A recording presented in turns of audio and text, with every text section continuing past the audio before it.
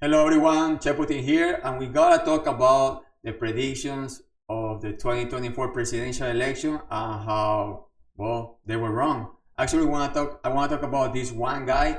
The reason I wanna talk about this one is because he was put all over the place. He was put on CNN, he was on News Nation, he was interviewed by New York Times. I mean, the guy was everywhere predicting that Kamala Harris was gonna win. How was she gonna win? Well, according to his model, he has like 13 keys, like 13 steps kind of thing, where if they were positive towards one candidate, if most of them were positive towards one candidate, then that candidate will win. And he was portrayed as this very credible guy because he predicted 9 out of 10 elections. The only one he got wrong was Bush versus Gore, and he has an excuse for that. The thing is that this guy got it wrong. If you guys see the model that he uses, it's clear that the guy had anti-Trump goggles. He couldn't see clear, and that's why his prediction was wrong, and that's why people are mocking him. They're making fun of him all over social media, and rightly so. You gotta be fair about these things, man. You can't be having Trump derangement syndromes and then do a prediction of that he's gonna lose. That's not the way it works. I mean, you guys will see. I mean, in fact, let's put videos of him being lionized by the media, him being interviewed by the media before the election, and then we'll see his reaction when he saw that Trump was gonna win. So let's take a look, and here we go. Who do you predict, sir, will win the 2024 presidential election? Based on my system, the keys to the White House, which has been right since I predicted Ronald Reagan's reelection in April 1982, Kamala Harris will become the first woman president, and she will be the first president of African and East Asian mixed descent. Based on your model, these are your 13 keys. It's true or false questions that look at the strength and the performance of the party that's in the White House. What leads you to that conclusion, Professor, that it's Kamala Harris who will win? We don't look at polls. We don't pay attention to pundits who don't have a scientific basis. It takes 6 or more negative keys to count out the White House party, Kamala Harris, and the Democrats. I find definitively they have only lost 4 keys. Who do you predict, sir, will win the 2020? Oh, you were wrong, bitch. We're gonna watch the next video, so let's not waste any time. This is when he was on News Nation before the election. You know how I feel about polls. However, there's this one guy who has predicted 10 out of the last 10 presidential elections. Who is it and why?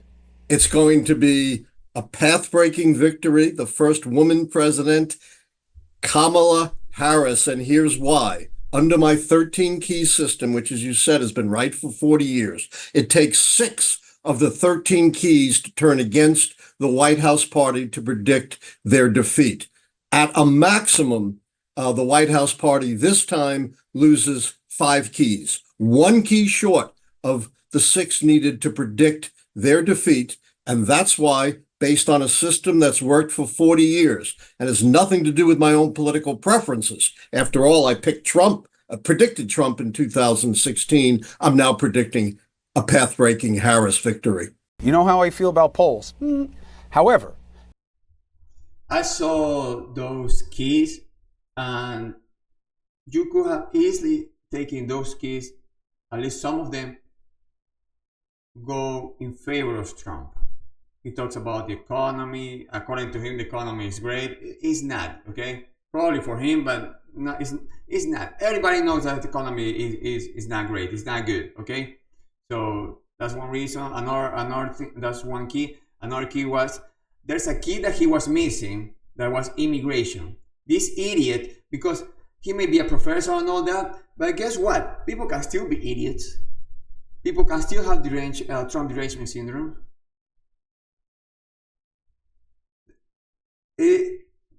you cannot be educated and everything, and on many occasions you can be an idiot. That's the case of this guy. Immigration is a very important issue for Americans. People don't want invaders in this country. That's why it is. People don't want invaders who are going to influence our elections, who are bringing their crap to this country, and then they write down their crap at the ballot, and then they end up voting for communists and stuff like that. People don't want that. That's a very important key that is not on his model. But anyway, let's keep going.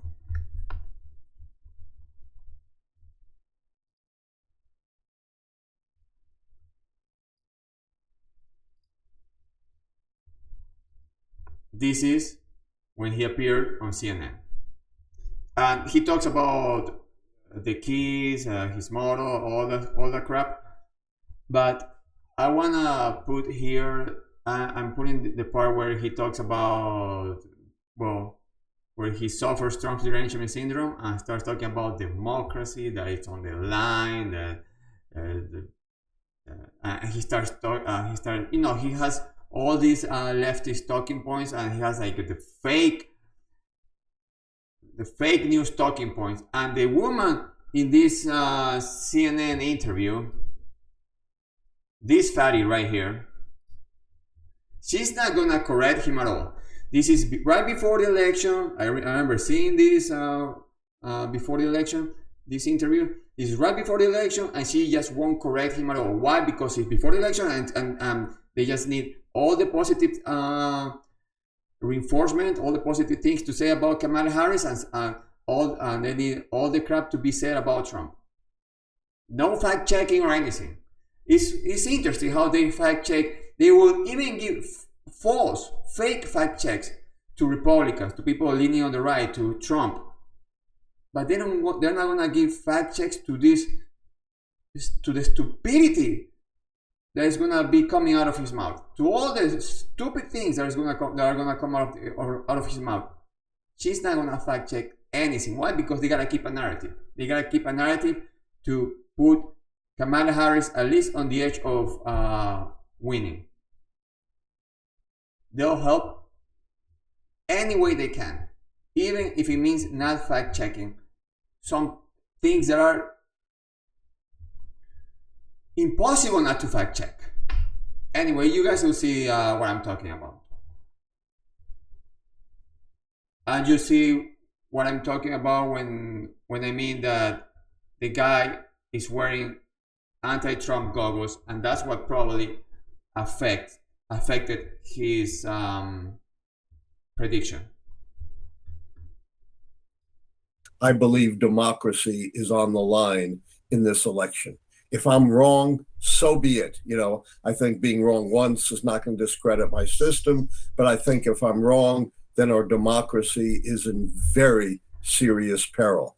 Democracy is precious, but it can be destroyed, and it's almost always destroyed from within. And unfortunately, the trend of this century has been the decline of democracy. Yeah, it gets destroyed from within, but by communists. It's always like that. Usually like that. Fucking creepy face piece of crap. All over the world, and I'm worried about our country. I'm so sorry to hear, in addition to what you've described, what you have personally had to go through in simply predicting and using your keys. The fact that you get all the vitriol and the hatred is mind-boggling to me, even though I'm not politically naive. Where are you going like this? Dude, you say horrible things about Trump. You guys will see what he's actually gonna say about Trump, and he acts like I don't know why people are attacking me. I don't know why people will say mean things about me, because you say the most BS crap, fake BS crap about a candidate that most of Americans support. And when you attack him, you're attacking. You guys are gonna see. You guys are gonna listen. You are attacking us. When you attack him, you attack us. You're practically saying that we're against democracy, even though we're voting. We're just voting for this part of democracy, right? We're voting, but voting and having the result that you don't want, that's a threat to democracy. That's against to democracy. That's a blow to democracy. Man, shut the hell up. Man, what the hell? Man, it's always the creepy face looking weirdos that are the worst. Anyway, let's keep going. Naive to where we are right now. I'm sorry for you and your family on that point.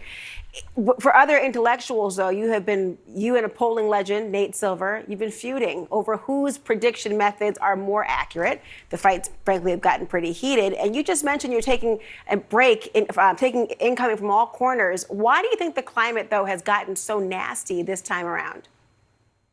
It's Donald Trump, and I've never experienced this before Donald Trump.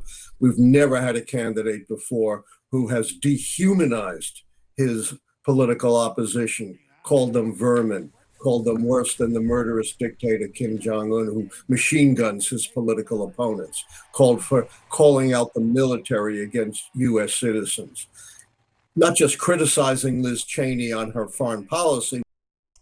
And that's why he was invited to this network, and this fatty right there, she won't fact check him. Vermin, that's been debunked. The shooting on citizens, he was talking, using the military against citizens, he was talking about the people who burn cities. Those are the people who needs to be stopped.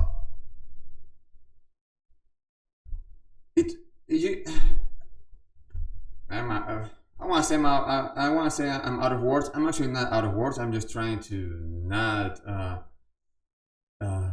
start going on a rant of just calling him names, because he's a creepy face looking dude. And as always, as is always the case, they get the platform and they spew their shit, their fake shit. Anyway, let's keep going. Which would be fine. Opponents calling out the military against U.S. citizens, not just criticizing Liz Cheney on her foreign policy, which would be fine, but talking about her facing 9 gun barrels shooting at her. We're saying he wouldn't mind if people shot at the so-called fake news, the press. This is what is different. This is what we have never seen before. So where was the fact check on that? I mean, there's that one right there is like a very easy fact check that the fatty could have done when he talked about Liz Cheney. Trump said that all these people like Liz Cheney are ready to send man and woman to war, to die. Well, people like Liz Cheney, they just stay in their office, nothing happens to them. But if they will go instead, if they will go to war, they will get their ass whooped quickly. That's what he was talking about. He was talking about these people who send Americans to war just because they can. That's what he was talking about. You see, he's saying all this stuff about Trump that are just taken out of context, or he's saying that Trump said mean things were actually jokes, were actually he was being sarcastic, and he's just getting away with it. Right before the election, he's getting away with it. And again, no fact check at all. And nothing. Why? Because they gotta keep a narrative in order to defeat Trump. I'm telling you, these people, that's why they are the enemy of the people. These people are sick. The media. Trump, rightly so. He said that before, that these people are sick, and they are. How could you say stuff like that? That's why he got shot. That's why Trump got shot. And then you're talking about threat to democracy. That's a threat to democracy. Getting shot. again, these people are sick, and so glad that this guy is getting mocked on social media, and so glad that these people, and I'm so glad that these people that we all know that these people in the media are probably crying in bed every night. Anyway, let's keep going. Let's keep going. In American politics. He said he'd be a dictator on day one to drill, drill, drill. Well, drilling doesn't take one day, it takes The whole dictator thing, that was a joke. Again, fake news, she doesn't correct him. months and years, and it doesn't take one day, it takes months in American politics. He said he'd be a dictator on day one to drill, drill, drill. Well, drilling doesn't take one day, it takes months and years, and no dictator in the history of the world has ever relinquished power after being a dictator on day one. And by the way, I didn't like Trump any better in 2016 when I predicted his win. My predictions are totally nonpartisan. I predicted the two most conservative presidents of our time. Yeah, but that doesn't mean that you hate him more now. You hate him more now, so that's why you have your Trump derangement syndrome goggles, and that's why you're predicting Kamala Harris to win. So that point that you just made that is irrelevant. That the point that oh, but I predicted conservative presidents before, so I'm okay. No, you're not okay. You're not okay at all. You're sick in the head. You're a propagandist. That's why the media has you, because you are a propagandist. You go and just talk about your model and that's it. But no, you gotta be a propagandist, and since CNN and other news networks are in the business of being propaganda machines, that's why you're getting invited. That's why they're taking you seriously when you're not serious there. Seriously. You're not a person to be taken seriously at all, because it's obvious that you have Trump derangement syndrome and it's affecting the way you make predictions. Plain and simple. Anyway, let's keep going. My first prediction was of Ronald Reagan in April 1982, when 60% of Americans said he was too old to run again. And here we are at the 11th hour practically, and your predictions, you say, stand, and you're not changing your mind on what you've got from these different keys. I'll be really intrigued to see what happens this coming Tuesday, as frankly the entire globe is as well. Alan Lichtman, always a pleasure to pick your brain. Thank you. My pleasure, and the keys are the North Star of prediction. They don't change. Donald Trump delivering a dark closing message. The former president casting doubt on an election where the results haven't even been tallied yet. He is already priming supporters with claims the election is being stolen from him, zeroing in on the process in Pennsylvania. Can you imagine? They spend all this money on machines, and they're going to say, we may take an extra 12 days to determine. And what do you think happens during that 12 days? What do you think happens? These elections have to be decided by 9 o'clock, 10 o'clock, 11 o'clock on Tuesday night. Bunch of crooked people. These are crooked people. So to be clear, the election law in Pennsylvania mandates that no mail-in ballots can... Shut up, bitch. The reason I put that part of the video, even though it was not necessary, actually it was necessary.